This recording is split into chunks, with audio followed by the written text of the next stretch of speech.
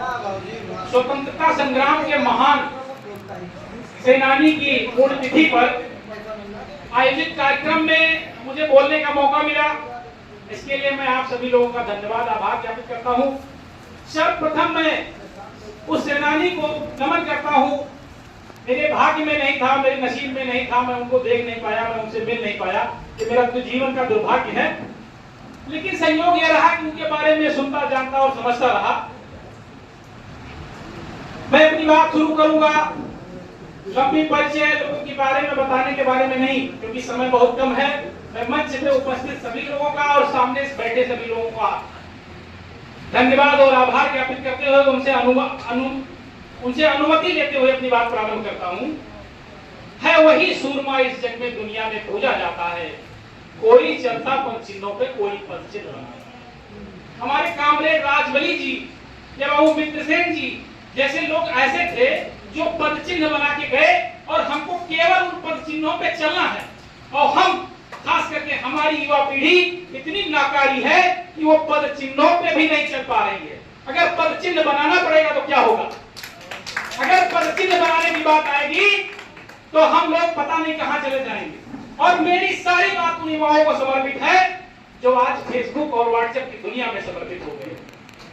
आप केवल और केवल फेसबुक और व्हाट्सएप पर निर्भर हैं, इसलिए ये लड़ाइयां नहीं लड़ी जा सकती फेसबुक और व्हाट्सएप। मैं मानता हूं कि सूचना क्रांति आने के बाद ये जरूरी है, आवश्यक है कि हम उस पर भी एक्टिव रहें, लेकिन हमको जमीनी हकीकत से भी वाकिफ होना चाहिए। जहां तक बात आई कि शायद पहले स्वतंत्रता संग्राम सेनानी के बारे में हम लोग जानते और समझते हैं, खास करके सौभाग्य है कि उनके साथ काम करने वाले लोग भी आपके बीच में हैं, जो स्वतंत्रता के पहले भी लड़ाई जिन्होंने लड़ी और स्वतंत्रता के बाद भी लड़ाई लड़ी। अब यहाँ प्रश्न उठता है कि ऐसी क्या मजबूरी रही होगी उस व्यक्ति के साथ कि जिसको स्वतंत्रता के लिए भी लड़ाई लड़नी पड़ी और जिस चीज के लिए लड़ाई लड़ रहे थे आजादी मिल जाने के बाद भी लड़ाई लड़नी पड़ी। और जहां तक मुझे अनुभव है, जहां तक मैं पढ़ समझ पाया कि उनको उससे ज्यादा समस्या आजादी के बाद हुई। जो अंग्रेजों से लड़ाई लड़ते समय जो मजबूरियां उन्होंने नहीं झेली, वो मजबूरियों को झेलना पड़ा उनको आजादी के बाद। और जिस लड़ाई को लेकर के वो लड़ रहे थे गरीबों, मजलूमों और जिनके हक हकूक के लिए वो लड़ाई लड़ रहे थे, क्या वो लड़ाई पूरी हो गई? इस पे भी हमको विचार करना पड़ेगा। जमींदारी उन्मूलन अधिनियम आने के बाद क्या लोगों को बराबर जमीन मिल पाई? और वो तो लड़ाई पीछे हो गई।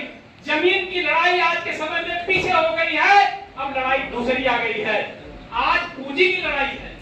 क्या कोई आंदोलन इस देश में खड़ा हो पाएगा? क्या कोई आंदोलन ऐसा भी इस देश में खड़ा हो सकता है कि जो ये बात करे कि क्या कारण है कि आज प्रति व्यक्ति आय और सकल घरेलू उत्पाद में इतना ज्यादा अंतर है?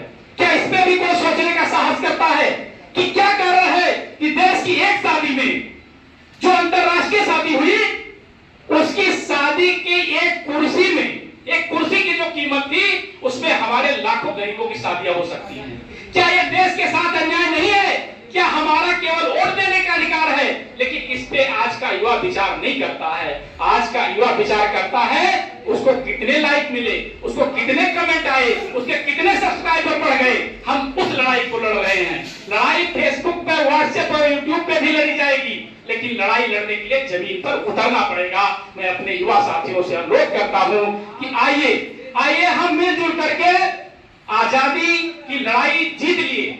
उसके बाद की जो लड़ाइयां थी वो अभी अधूरी हैं। और आजादी की लड़ाई के लिए जो लोग शहीद हुए उनके बारे में हम कुछ नहीं जानते हैं। और बड़े आदर और सम्मान के साथ मैं कहना चाहता हूं कि जिनका आजादी की लड़ाई में कोई योगदान नहीं था, उनका आज सरकारें महिमा मंडन कर रही हैं, आप और हम भी महिमा मंडन कर रहे हैं। लेकिन जो हमारे समाज के, हमारे बीच के और जो वास्तव में क्रांति का काम किए, उनका नाम, उनका जन्मदिन, उनकी पुण्यतिथि तक हमको याद नहीं है और उनके बारे में बोलने और कहने में हमको संकोच होता है। साथियों, अगर लड़ाइयां लड़नी है तो हमको 2-4 चीजों पे ध्यान देना होगा। क्या आजादी के पहले आज जितनी जातीय वैमनस्यता है, जितना धार्मिक कट्टरपन है, क्या आजादी के पहले जो लड़ाई लड़ी गई उस समय भी था? शायद नहीं था। और हम अंग्रेजों को इसलिए भगाने में कामयाब हो पाए क्योंकि हमारे पास एक कॉमन गोल था, एक ही लक्ष्य था। हर भारतीय का लक्ष्य था कि अंग्रेज को भगाना है।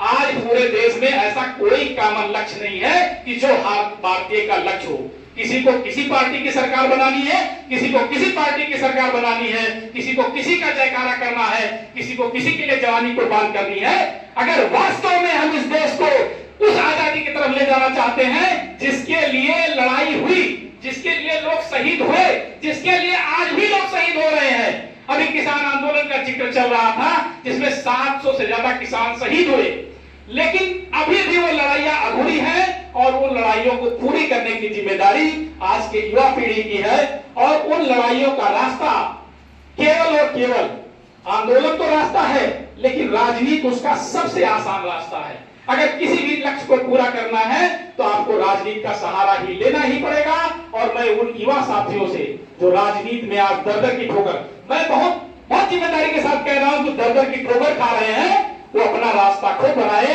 क्योंकि वसूलों पे आ जाए तो टकराना जरूरी है। अगर जिंदा हो तो फिर जिंदा नजर आना जरूरी है। बहुत बहुत